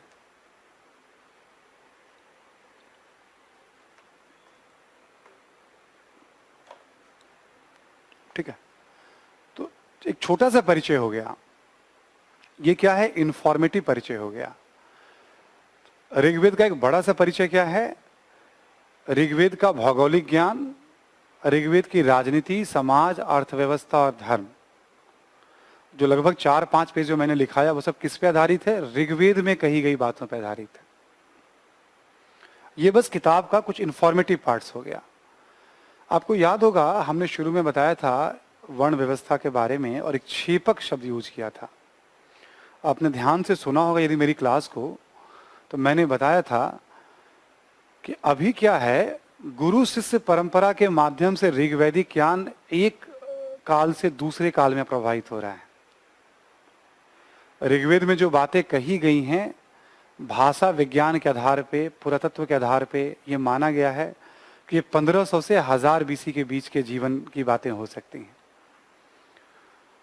और पहली बार लिपिबद्ध कब किया गया ऋग्वेद को ये पता नहीं, लेकिन ऐसा माना गया है कि ईसवी सन के आसपास या जस्ट ईसा पूर्व में कभी इसको लिपिबद्ध किया गया होगा। उस समय लिखा किस पे जाता था? उस दौर में किताबों को भोजपत्र पे, तार पत्र पे, ठीक है, ये सब पेड़ के जो छाल होते हैं, कुछ खास पेड़ के छाल या पत्तों पे उसको तैयार किया जाता था, उस पर लिखा जाता था, हाथ से लिखा जाता था, मैन्युस्क्रिप्ट भी कहते थे उसे हम, ठीक है। और ऐसी बहुत सारी प्रतिलिपियां मिली भी हैं, है ना, उस दौर की, ठीक है।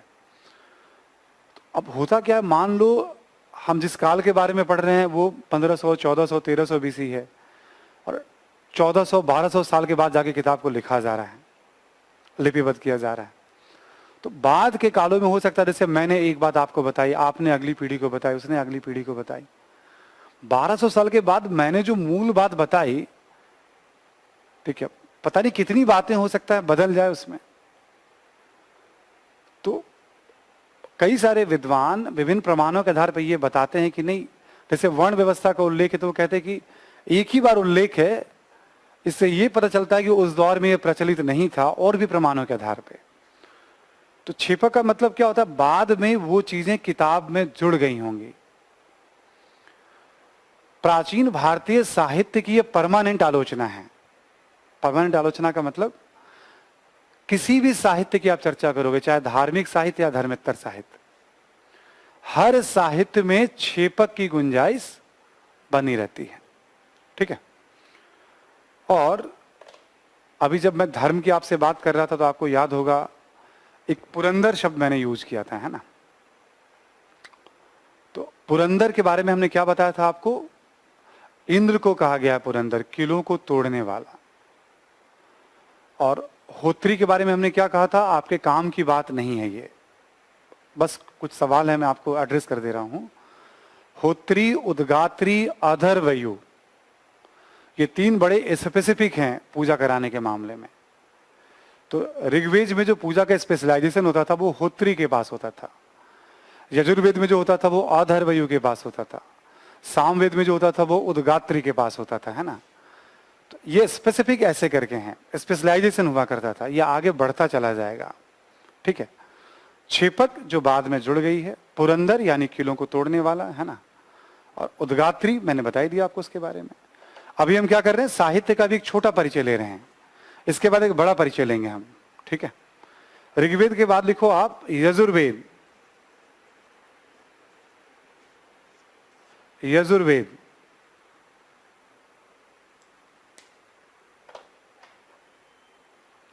यजुर्वेद,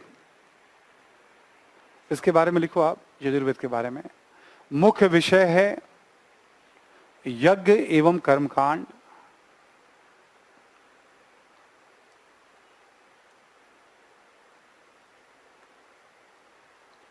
और शैली है गद्यात्मक एवं पद्यात्मक, मिश्रित शैली है।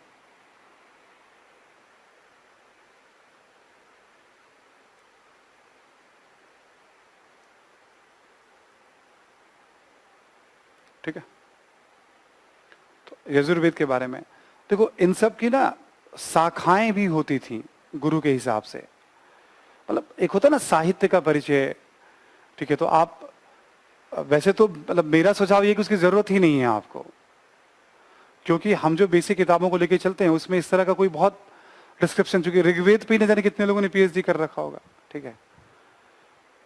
For the sake of information, जो थोड़ा यूपीपीसीएस वगैरह में पुराने जो प्लेयर हैं, अब तो यूपीपीसीएस का भी गेम बदल गया है, कल रिजल्ट भी आया है मेंस का, है ना। पुराने सवालों में कुछ कुछ आपको जिक्र मिल जाएगा कभी कभी, है ना। यजुर्वेद का जिक्र कर दिया मैंने आपको।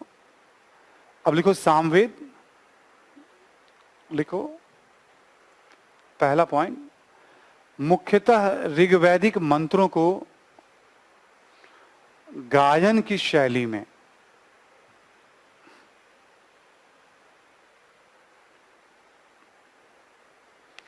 मुख्यतः ऋग्वैदिक मंत्रों को गायन की शैली में प्रस्तुत किया गया है।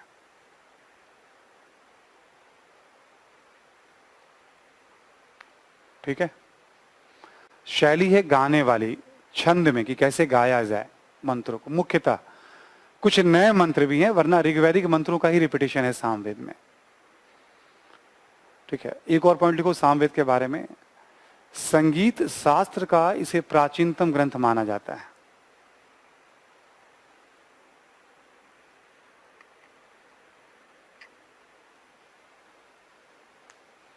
संगीत शास्त्र का इसे प्राचीनतम ग्रंथ माना जाता है।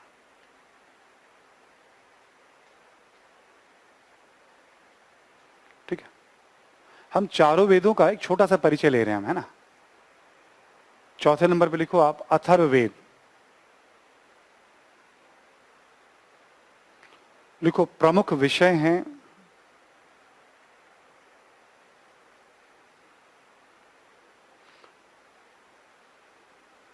आम जनजीवन से संबंधित विभिन्न पहलू, जैसे वर्ण व्यवस्था, आयुर्वेद,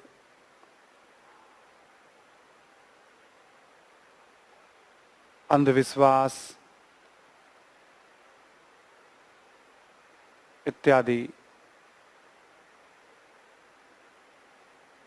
ठीक है, इसमें अलग से शैली का जिक्र नहीं कर रहे हैं क्योंकि दोनों शैली चलेगी, गद्यात्मक भी पद्यात्मक भी।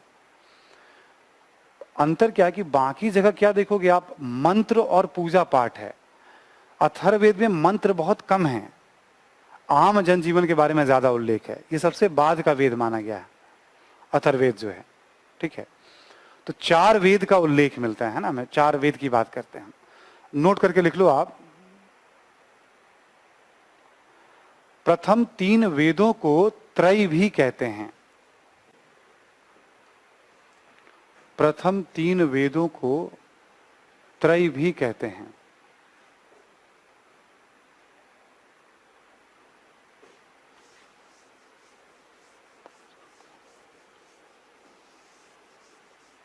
ठीक है, प्रथम 3 वेदों को त्रय भी कहते हैं। तो हम लोगों ने वेद का एक छोटा सा परिचय ले लिया। हम लोग क्या पढ़ रहे हैं, वैदिक साहित्य। कभी ये भी पूछ सकता है आपसे कि वैदिक साहित्य में कौन कौन सी पुस्तकें आती हैं, तो चारों वेद, ब्राह्मण, आरण्यक और उपनिषद। वेद के बाद वैदिक साहित्य में क्या हमें देखना है, ब्राह्मण, ब्राह्मण साहित्य। लिखो आप इसके बारे में 2-3 पॉइंट्स। प्रत्येक वेद के साथ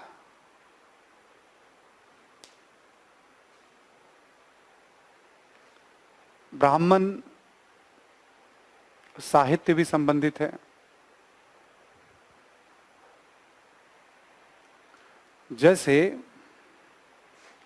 ऋग्वेद के साथ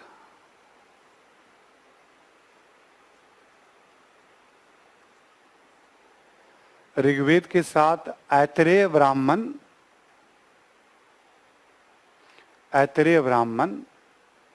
और यजुर्वेद के साथ शतपथ ब्राह्मण, यजुर्वेद के साथ शतपथ ब्राह्मण।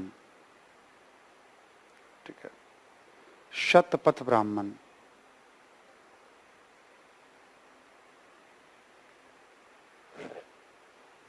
ठीक है, ऐतरेय और शतपथ। ठीक है, ब्राह्मण साहित्य की बात कर। जैसे ऋग्वेद है तो ऐतरेय और कौशिकी है, यजुर्वेद है, तो केवल शतपथ नहीं है, इसके साथ और भी ब्राह्मण है, सामवेद है, पंचवेद, षडवेद, जैमिनी है, ऐसे करके अथर्ववेद है, गोपथ, सारे फिर आपको याद नहीं करने। ये दोनों मैंने क्यों लिया, इन दोनों का जिक्र ना प्रायः किताबों में मिल जाता है कि ऐत्रेय ब्राह्मण से ये पता चलता है, शतपथ ब्राह्मण से ये पता चलता है। तो हर वेद के साथ ब्राह्मण ग्रंथ क्यों लिखा उस समय के ऋषियों ने, ब्राह्मणों ने, तो जितने भी उसमें यज्ञ वगैरह दिए गए हैं ना, उसके कर्मकांडों और विधि विधान का विस्तार से इसमें उल्लेख किया गया है। तो दो पॉपुलर है, तो ये दो याद रखिएगा आप। अगला पॉइंट लिखो, ब्राह्मण साहित्य में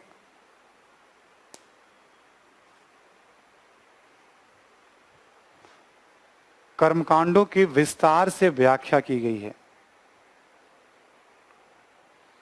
ब्राह्मण साहित्य में कर्मकांडों की विस्तार से व्याख्या की गई है। कहने का मतलब यह है कि आप कोई भी जो यज्ञ होता है, पूजा पाठ की विधि होती है, तो ऐसा क्यों, हर क्यों, कि उसमें बहुत सारी कहानियां मिलेंगी आपको।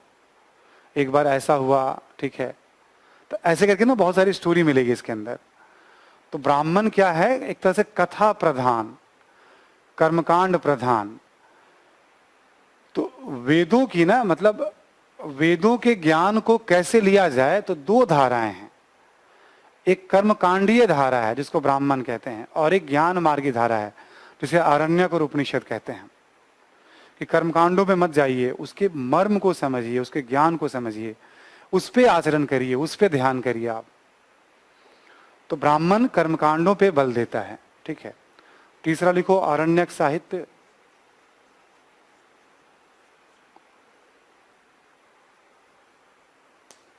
लिखो, प्रत्येक वेदों से संबंधित है आरण्यक साहित्य।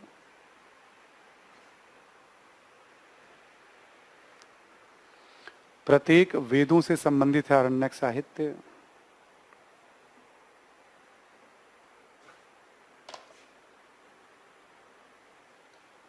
और एक पॉइंट और लिख लो, इसमें लिखने की जरूरत नहीं है कि कौन कौन से आरण्यक हैं। देखो, इन पुस्तकों में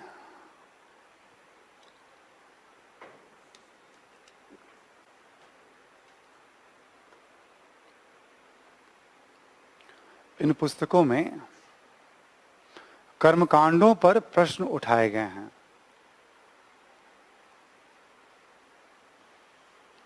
इन पुस्तकों में कर्मकांडों पर प्रश्न उठाए गए हैं, आरण्यक साहित्य, ठीक है। अब जैसे हमने बताया ना, ऐत्रेय ब्राह्मण है, तो ऐत्रेय आरण्यक भी है। शतपथ ब्राह्मण है, तो इसका नाम थोड़ा चेंज है, बृहदारण्यक है, ठीक है। ऐसे करके सबके साथ आरण्यक भी जुड़े हुए हैं। यानी उसी समाज के लोग जो वैदिक धर्म को मानते हैं, बहुत से ऐसे ऋषि हैं, विद्वान हैं, जो कर्मकांडों को मानने को तैयार नहीं है और उसकी ज्ञान मार्गीय व्याख्या करना चाहते हैं। चौथे नंबर पे लिखो, उपनिषद।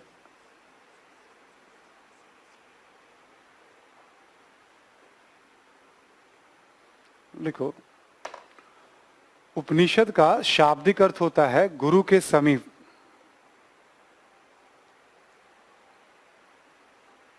उपनिषद का शाब्दिक अर्थ होता है गुरु के समीप बैठना, गुरु के नजदीक बैठना।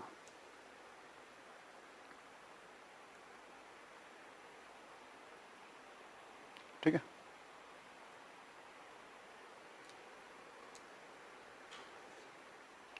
गुरु के समीप बैठना, है ना।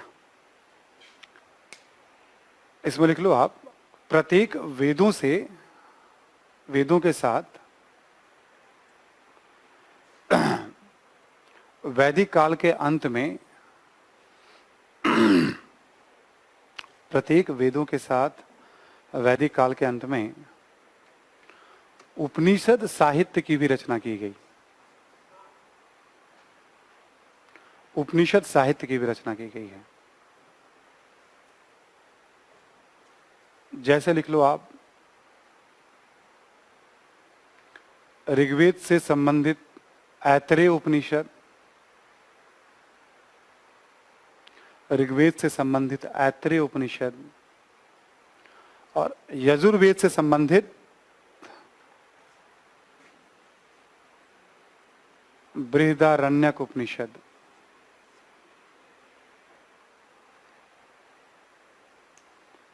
ये दोनों बहुत पॉपुलर हैं। बृहदारण्यक सबसे पॉपुलर है उपनिषद में हिस्ट्री के पॉइंट ऑफ व्यू से। वैसे तो उपनिषद अपने आप में बहुत महत्व रखते हैं। उपनिषदों की संख्या को लेके भी सहमति नहीं है। परंपरा बताती है कि 108 उपनिषदों की रचना की गई थी, और अनुसंधान से पता चलता है कि 11-12 उपनिषद बहुत महत्व रखते हैं। ठीक है, अगला पॉइंट लिखो। उपनिषदों के प्रमुख विषय हैं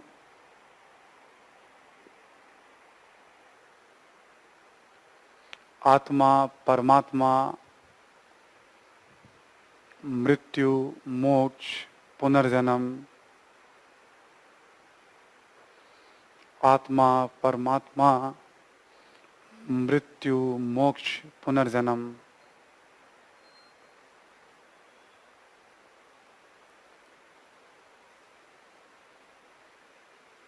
इत्यादि। देखो, उपनिषदों में कर्मकांडों की आलोचना की गई है,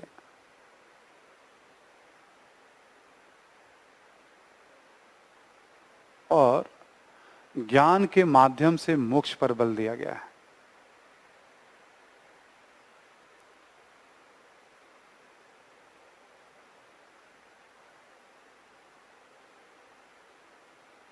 ज्ञान के माध्यम से मोक्ष पर बल दिया गया। तो देखो, उपनिषद को ही आधार बना करके ना, जैसे आगे चल के शंकराचार्य, रामानुजाचार्य, माधवाचार्य, विवेकानंद, या आज भी बहुत सारे विद्वान संत हैं, ठीक है, जो आध्यात्मिक कार्यों में और ज्ञान संबंधी गतिविधियों में लगे हुए हैं, सनातन संस्कृति का प्रसार कर रहे हैं, लोगों तक पहुंचा रहे हैं ना। अपने दौर के जो साधु संत होते हैं ना बड़े, हम उनको ज्यादा महत्व नहीं देते हैं यदि बहुत आस्था नहीं तो, है ना। ठीक है, तो आज भी बहुत से शंकराचार्य हो सकते हैं, बहुत से रामानुजाचार्य हो सकते हैं, कोई विवेकानंद हो सकता है ना, हो सकते हैं ऐसा कोई बुद्ध हो आज हमारे दौर में।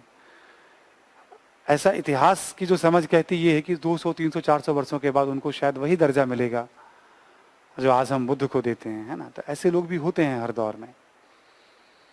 4 ग्रंथ हो गए आपके, यहां नोट करके लिखो आप। वसुधैव कुटुंबकम, वसुधैव कुटुंबकम यानी वसुधा यानी पूरा विश्व ही परिवार है ना। वसुधैव कुटुंबकम कौमा सर्वे भवन्तु सुखिनः, मतलब सब कोई सुखी रहे, है ना, जैसी जो प्रार्थनाएं हैं। सर्वे भवन्तु सुखिनः एवं सत्यमेव जयते, सत्यमेव जयते। जहां आपने सत्यमेव जयते लिखा है, ब्रैकेट में लिख लेना आप मुंडको उपनिषद।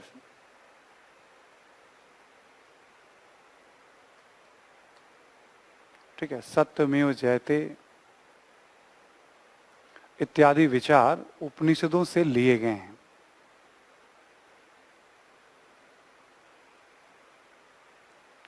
इत्यादि विचार उपनिषदों से लिए गए हैं। ठीक है, तो अब जब भी आपसे पूछा जाए वैदिक साहित्य, तो वैदिक साहित्य का मतलब 4, और नीचे के जो तीनों साहित्य है ना, वो समझो एक तरह से वेदों की ही व्याख्या है, चारों वेद की, चाहे वो ब्राह्मण हो, चाहे आरण्यक हो, चाहे उपनिषद हो। आरण्यक और उपनिषद की दिशा एक ही है। ठीक है, आरण्यक में चुनौती मिलनी शुरू हुई थी और उपनिषद में खुल के आलोचना की गई है ना। तो वैदिक साहित्य में ये 4 चीजें आती हैं, है ना। अब कुछ प्रश्नों को लिखो जरा। वैदिक काल आपका कंप्लीट हो गया आपका, कुछ प्रश्नों को लिखिए आप। लिखो आप। वैदिक साहित्य के आधार पर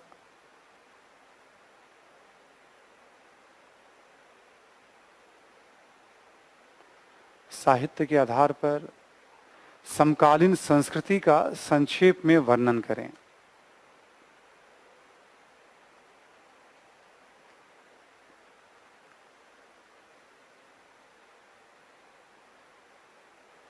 ठीक है, हमने एक बहुत ब्रॉड क्वेश्चन आपके सामने रखा है। वैदिक साहित्य के आधार पर जो कुछ भी मैंने पढ़ाया सब साहित्य के आधार पर ही आपको हमने पढ़ाया है।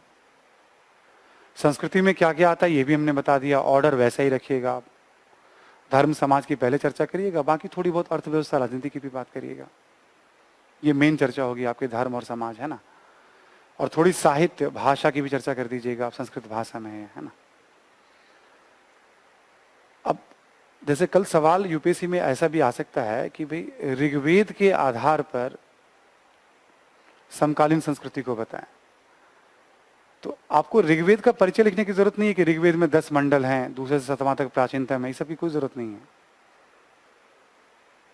सिंपली स्टार्ट कर दीजिएगा, ऋग्वेद के आधार पर समकालीन संस्कृति के संदर्भ में निम्नलिखित महत्वपूर्ण जानकारी मिलती है। और फिर समाज के बारे में थोड़ा बता दीजिए, धर्म के बारे में बता दीजिए, भाषा साहित्य के बारे में थोड़ा बता दीजिए, और 2-4 लाइन में राजनीति और अर्थव्यवस्था की चर्चा कर दीजिए आप। तो आप कभी पूछ सकता है उत्तर वैदिक साहित्य के आधार पे, कभी पूछ सकता है वैदिक साहित्य के आधार पे। तो किसी भी रूप में पूछेगा ना तो आप लिखने के लिए तैयार हैं।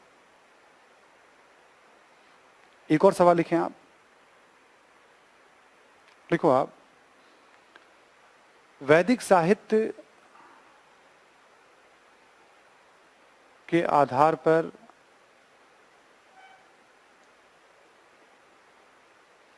समकालीन धार्मिक जीवन का चित्रण करें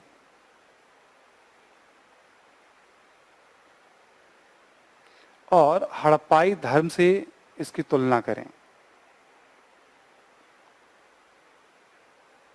और हड़प्पाई धर्म से इसकी तुलना करें।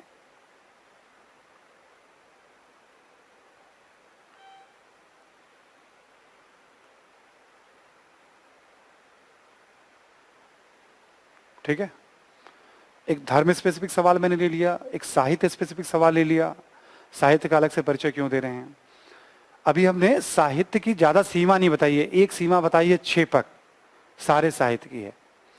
दूसरी सीमा जैसे आप धार्मिक ग्रंथ पढ़ रहे हो मान लो, ठीक है, तो धार्मिक ग्रंथ धर्म के उद्देश्य से लिखा जाता है, यानी जो संकलन करने वाला है या जो ज्ञान देने वाला उस साहित्य के बारे में है वो एक धार्मिक उद्देश्य से है, यानी उसमें पूर्वाग्रह की संभावना रहती है।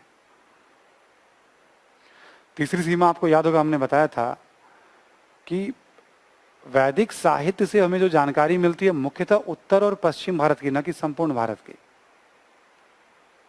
कभी हो सकता है ना कि आपको आलोचना करनी हो, तो किन आधारों पर आलोचना करेंगे साहित्य की, है ना। तो ये 3 जो अलग अलग कॉन्टेक्स्ट में मैं आपको बता चुका हूं। ये क्या करूंगा लास्ट में मैं आपको लिखवा दूंगा, आखिरी के क्लास में, 11वीं 12वीं क्लास में, है ना, या 13वीं क्लास में शायद, है ना, कि क्या क्या लिमिटेशन है साहित्य की। ठीक है, एक सवाल और लिखें, वैदिक साहित्य के आधार पर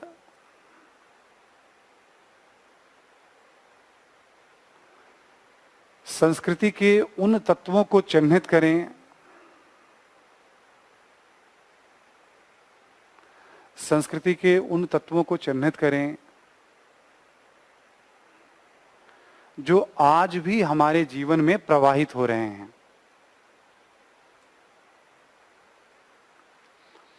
जो आज भी हमारे जीवन में प्रवाहित हो रहे हैं। ठीक है, तीसरा सवाल मैंने विरासत के ऊपर लिया है। क्लियर सभी को? तीसरा क्वेश्चन मैंने विरासत के ऊपर लिया हुआ है कि उस समय की कौन कौन सी चीजें हैं। तो जब हम विरासत की बात करेंगे तो हमने क्या कहा है, सांस्कृतिक विरासत हमेशा पहले बताइए, क्योंकि वो सबसे प्रभावी रूप में दिखती है। भारत के बहुत सारी भाषाओं की जननी जो है वैदिक संस्कृत को माना गया है। देखा जाए, आप देखोगे वो साहित्य जो है किसी न किसी रूप में आज भी हमारे जीवन में प्रवाहित है, उसकी जो ज्ञान है। आप देखोगे धार्मिक गतिविधियां हमारे जीवन में लगभग हूबहू दिख जाएंगी। समाज की कई विशेषताएं आपको जीवन में दिखेगी। हाँ, राजनीति और अर्थव्यवस्था के बहुत कम पहलू आपको दिखेंगे। तो आप चिन्हित करिए कि वैदिक काल की कौन कौन सी चीजें आज भी हमारे जीवन में प्रवाहित, यानी एक तरह से मैंने विरासत पे सवाल पूछा है। ठीक है, कभी ऐसे ही पूछ देगा जो वैदिक साहित्य है, ठीक है, सांस्कृतिक विरासत को समझने का एक महत्वपूर्ण स्रोत है। यही सवाल है, घुमा के पूछ दिया। ठीक है ना, वैदिक साहित्य ने हमारे सांस्कृतिक धरोहर को संभाल कर या संजो कर रखा है। पूछने का तरीका बदल जाएगा और आपको अंडरस्टैंडिंग नहीं होने पर लगता है कि पता नहीं कितने गंभीर सवाल पूछे जा रहे हैं। किसी भी रूप में सवाल हो, कुछ भी गंभीरता नहीं है। जितनी बातें आपको बतानी समझानी थी मैंने बता दी आपको। हमेशा की तरह आप बहुत ज्यादा क्या करोगे, जब क्वेश्चन पेपर बनाओगे तो एक दो फैक्चुअल नई जानकारी आपको मिलेगी। वो सब मेथड मैं आपको मॉडर्न इंडिया में समझा चुका हूं, कैसे अपने विजन आईएएस का प्रैक्टिस पेपर बनाने हैं, यूपीएससी के पेपर सॉल्व करने हैं, नई जानकारी ऐड ऑन करनी है। लेकिन जो मैं करा रहा हूं उसके बाद, ठीक है, जो मैं करा रहा हूं उसके बाद क्लियर सभी को, हमारा चौथा विकेट जो है यहां पे कंप्लीट हुआ। ये भी महत्वपूर्ण विकेट है। पता नहीं क्यों मुझे लगता है कि अब तक एंशिएंट इंडिया में जितना इसको महत्व मिलना चाहिए था नहीं मिला है। और वैसे तो मैं राजनीतिक व्याख्या ज़्यादा नहीं करता हूँ, यूपीएससी एक स्वतंत्र संस्था है, बहुत फर्क नहीं पड़ता है। लेकिन अब एक फिर भी पॉलिटिकल पार्टी की एक आइडियोलॉजी होती है, और जो वर्तमान सरकार, इसमें कोई दो राय नहीं है कि उसकी एक पहचान धार्मिक गतिविधियों को लेकर के भी है। अब करीब करीब 7वां साल है और सिलेबस को चेंज हुए भी करीब करीब 6-7 साल हो गए हैं। तो मैं बहुत दिनों से मैं एक्सपेक्ट कर रहा हूं कि वैदिक संस्कृति पे कोई ना कोई सवाल पूछे जाने चाहिए। तो वैसे भी रिलेट करोगे ना आप तो, और ऐसे भी देखोगे जीवन में तो, जो सिलेबस का नेचर है, तो ये कतार में है।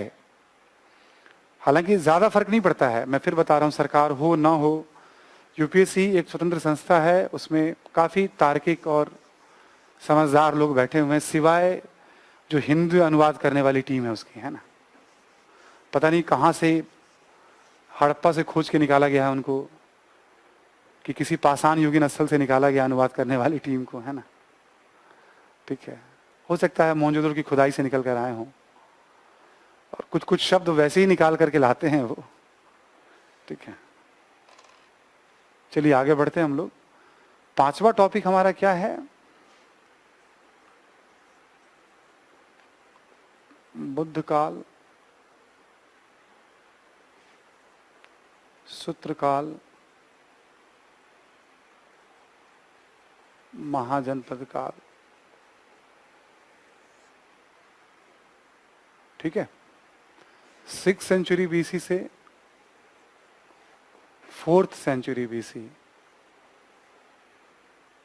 ठीक है, बुद्ध काल, सूत्र काल और महाजनपद काल। देखो, इसी दौर में बुद्ध हैं। हालांकि 200 साल तक बुद्ध जीवित नहीं थे, 80 साल तक ही बुद्ध जीवित थे। पर बुद्ध का इंपैक्ट इतना ज्यादा है कि काल का नामकरण ही कर दिया जाता है बुद्ध काल। महावीर स्वामी भी इसी दौर में थे, भगवान महावीर भी इसी दौर में थे। सूत्र काल, अभी मैं आपसे ब्राह्मण धर्म और ब्राह्मण साहित्य की बात कर रहा था। ब्राह्मण साहित्य में हमने पहला क्या बताया आपको? सबसे पहला हमने बताया आपको वैदिक साहित्य। फिर ब्राह्मण साहित्य में, वैदिक साहित्य के चारों खंड मैंने भी आपको बताया। ब्राह्मण साहित्य का ही अगला पड़ाव है सूत्र साहित्य। ठीक है, और इसमें 6 अंगों की बात की जाती है: शिक्षा, कल्प, व्याकरण, छंद और निरुक्त। कल्प के भी 3 अलग अलग हैं: स्रोत सूत्र, गृह सूत्र और धर्म सूत्र। जो स्रोत, गृह और धर्म सूत्र है ना, एक तरह से समझो ये हिंदू धर्म का रूल बुक बनाया गया है, इसको नियमावली बनाई गई है इसको। तो वैदिक है तो सूत्र साहित्य, इसलिए इसको सूत्र काल भी कहा जाता है। महाजनपद क्यों कहा जाता है? ऋग्वैदिक काल में आपको याद होगा, आपने पढ़ा था जन के बारे में, उत्तर वैदिक काल में जनपद के बारे में, अब ये दौर बड़े बड़े राज्यों का है, जनपद में भी आज के कई कई जिले होते थे। यह दौर 16 महाजनपद के लिए जाना जाता है, हम बात करेंगे भी उसकी, है ना। तो नामकरण तो क्लियर हो गया ना आप सभी को, बुद्ध काल, सूत्र काल, महाजनपद काल, है ना। ये 5वां विकेट है एंशिएंट इंडिया का, ठीक है। क्या पढ़ना है आपको इसमें, फिर एक बार आप इसमें हम लोग चर्चा करेंगे। सबसे पहले अर्थव्यवस्था की बात करेंगे अभी, ठीक है।